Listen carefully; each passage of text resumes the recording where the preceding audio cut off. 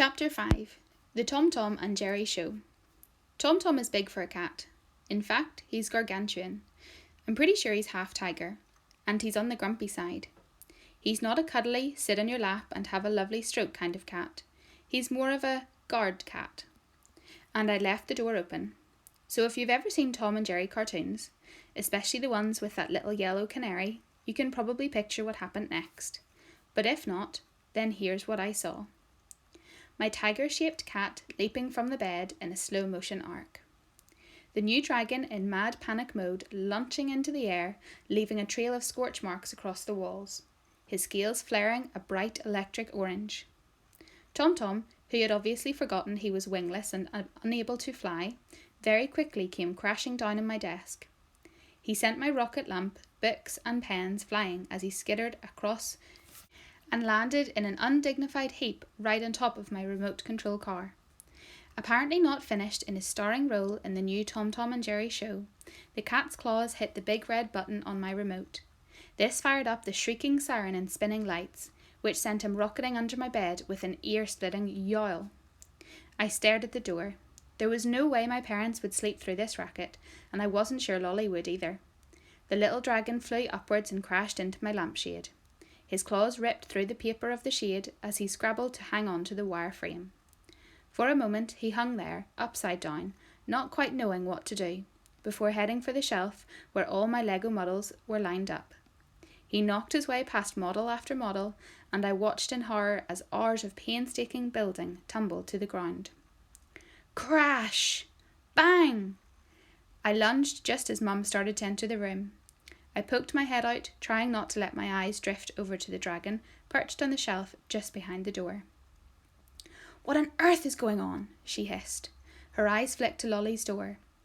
Dad appeared behind her, looking like his hair had exploded on the top of his head, and brandishing a slipper as though he thought we were being attacked. Although what help a pink fluffy slipper would be, I had no idea. Sorry, I spluttered. Tom Tom was attacking my King Kong. I had to save it. Mum frowned. I could tell she wasn't convinced. She tried to peer past me to see inside, but I wedged my foot against the door. What's that smell? She asked, wrinkling her nose. I sniffed, and caught the faint, smoky tang in the air. As if on cue, the little dragon sent out another spark that crackled in the darkness of the room. Nothing, I stammered. Just, stinky cat smell. I'll give Tom Tom a bath tomorrow. I promise. Mum looked about to speak, but thankfully a well-timed scream from a grumpy at being woken Lolly sent her attention away from me and the dragon who had just launched up to the lampshade. She groaned and steered Dad down the hall. They disappeared into Lolly's room, Dad still clutching the slipper. Behind me, Tom Tom hadn't given up. With eyes full of malice, he stalked back and forth, getting ready to pounce again. The little dragon was swooping and diving in dizzying circles now, clearly terrified. He kept sending out flurries of little sparks that rained down, but thankfully fizzled out before they landed. I glared at Tom Tom. Out! I hissed, and herded the spitting ball of fury out onto the landing. As soon as the door had closed, the dragon flew down towards me, and I held out my arm for him to perch on. He was shaking, and as he pulled in his wings, I gently laid my hand across his back. His eyes were still fixed on the door, as if he thought Tom Tom might come crashing back through it any second. And I held my breath until I heard Mum and Dad stumble back into their room. The little dragon's claws dug into my arm as if he was poised, ready to spring at a moment's notice. I couldn't exactly stroke him like you would a cat. Well, any cat other than Tom Tom, but I kept my hand resting there until he'd stopped shivering and relaxed his grip. Sorry, I whispered, we'll be more careful from now on. He stared up at me, his twinkling eyes looking right into me. It was like gazing into one of those crystal prisms where the light is scattered into a rainbow. Fragments of colour sparkled and danced around the dragon's almond-shaped irises. I could have looked into those eyes forever. Then, just for a second, his sharp little claws tightened on my arm again. I promise, I whispered. The grip loosened. The tiny creature seemed satisfied that he'd made his point. His scales flickered and the fiery orange glow gradually returned to ruby red. It was only then that I took in the devastation that was my room. The scorch marks up the walls and the sparks that had left sizable black stains on the carpet. And the poo. I learned my first important lesson about baby dragons that night. They poo a lot, especially when they're being attacked by a miniature tiger. Chapter 6. Banana Blobolob. When I woke up next morning, the first thing I did was swing my head over the edge of the bed and look underneath. And there he was, my dragon. Curled up in the shoebox nest I'd fashioned for him, the loo roll expertly shredded into a cosy bed, his bright eyes were fixed onto mine, his shimmering red body glowing like a hot ember. Yup, I had a dragon. I didn't need a groomable guinea pig, or a dog who could dance, or even a camouflaged lionfish. Nope, I had a dragon. Beat that, Liam. And okay, I admit he was small. You might even say titchy, something I knew all about, being the smallest in my class. But it didn't seem to be bothering him.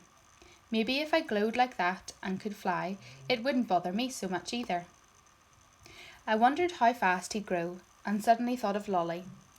She'd be a bite-sized snack for a growing dragon. As if to reassure me, the little dragon hopped towards my cheese plant, which isn't actually made of cheese, though how cool would that be for late night snacks, and started tearing chunks off it. Phew, I laughed. Well, at least that's one thing I know now. You eat plants. Let's just hope I can fill you up with enough of those. The only question really was how I was going to keep him, because I was pretty sure a dragon was not on Mum's list of ideal house guests.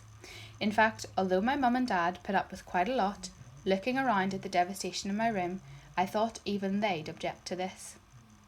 I'd already had to hide Dad's old Batman comic, well, the sad, charred remains of it, and 7 of my socks, singed to smithereens after I'd used them as mittens to put out sparks. And then, of course, there was the huge hole in Mum's best towel. Oh, and the endless ticking time bomb poo grenades that lurked here, there, and everywhere. You see, apart from smelling like rotten fish wrapped in stinky cheese, with sprinklings of burnt toast, dried out dragon poo is highly combustible, which means that it can explode without warning. Something I had found out at about 4 o'clock this morning.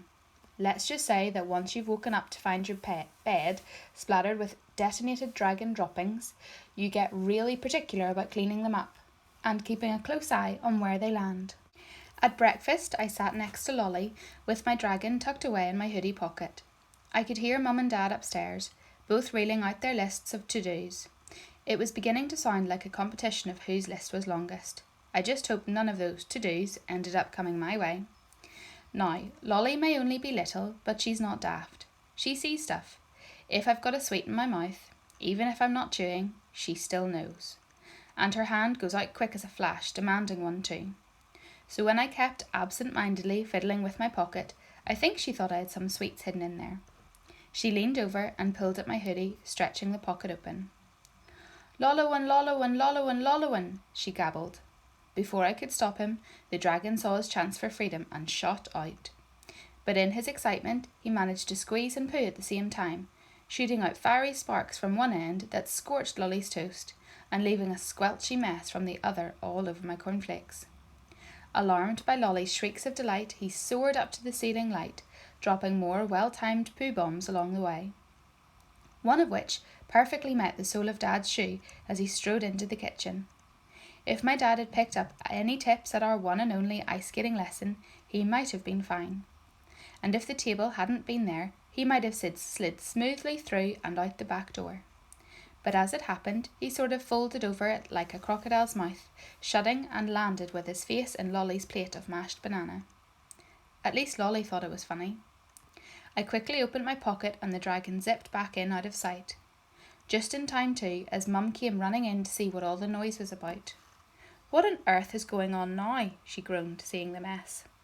Now the good thing about Lolly is that because she can't talk much yet, you can blame quite a lot on her.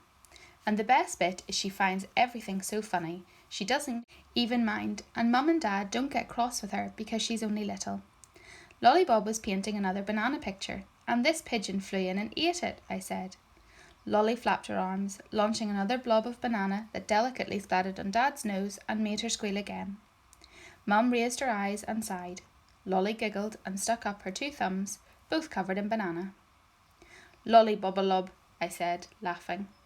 She wiggled her banana-y fingers about like little puppets, which was pretty hysterical, and even Mum couldn't help smiling. I told you, we stick together, me and Lolly. Anyway, while Mum acted like a hyperactive octopus mopping up Dad, the floor and Lolly, I was able to escape, which was just as well because I needed to get back to Grandad's garden fast.